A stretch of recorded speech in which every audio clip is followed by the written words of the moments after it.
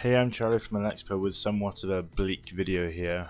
Fortnite has just been released on sort of the general release for Android, and so I thought I'd install it after all the sort of hoo-ha that was made about the release on the Samsung store and Epic's own kind of weird launcher rather than releasing it on the Google Play Store, because Google Play charges 30% on in-app purchases and Fortnite wanted to circumvent that with their own kind of proprietary launcher and installer, which is fine, but it means that you lose a lot of the security stuff and the sort of safety that you get with Google Play. And surprise, surprise, within like a day there's been massive security breaches, which hasn't been helped because Google themselves sort of played up the security breaches, much to the chagrin of Epic Games, and that's caused a big thing. But that's very much aside from the actual main experience of the game, and it's not great.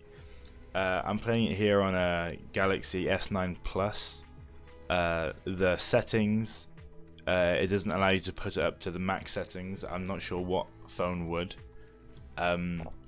It caps it at 30 or 20 FPS. There's no option to go higher, which is just not great, and the whole experience just has a really tacky vibe to it.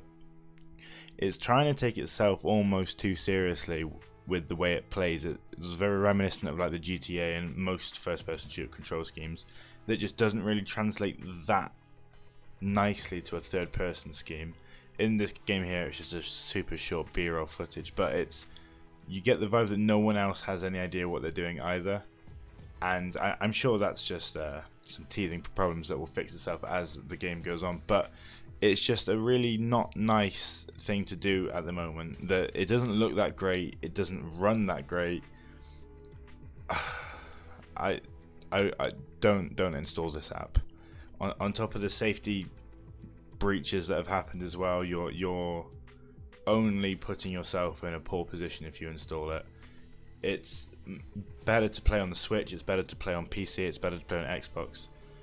It's just, I can't see any situation where you'd have a phone good enough to play it at a respectable, because I would say this on the S9 Plus is the very bottom limit for what would be acceptable in a competitive battle royale game. Like, it's just about managing and it looks okay, and it's the biggest screen you can get for a phone. But I don't know why you would have a phone like that and not have a PC or an Xbox or a Switch or something else to play it on, in which case just don't bother playing it. It's really just not worth installing at all. There is the argument that you can play it on the go, but there is no reason to, because you'd have to use your 4G, and then that's just not going to give you that sort of top end of ping that you need to be competitive. Now, that said, going back to what I said earlier, it doesn't really matter at this point of the game because everybody's kind of terrible.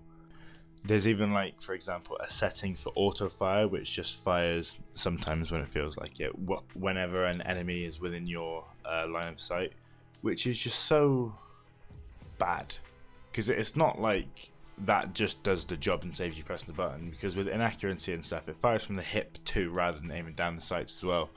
So you just get into a situation where you cannot aim if you have that thing on, and then if you have it off, you're at an automatic disadvantage from people who just spray you with it on.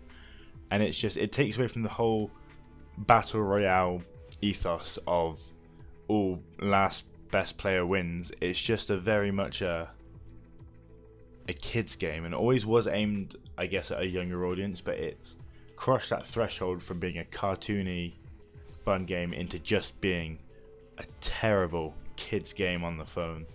And I'm not sure actually how cross-platform works between it and PC and stuff, but if they allow those users to play with like Switch, Xbox, PC, PS4 players, it's just gonna really, really horribly balance games, not only for them but also for the PC and the other console users, because it's just, you're going to get 20-30 people in each game that will just not do anything and die. And the reason I say 20 or 30 is because it takes forever to find a match on this thing. I don't even know if it's launching with 100 people, but it's taking the longest time to find a game, the longest time to load in, and it's just, so poor. No one's playing it. Hopefully that's because it's brand new, and hopefully some of the performance issues and limitations that they seem to have artificially imposed can be fixed with a patch soon. But you don't want another No Man's Sky situation where they're happy to release it in a really odd state, and then, you know, that kind of just doesn't matter because we can fix it down the line and it will be okay.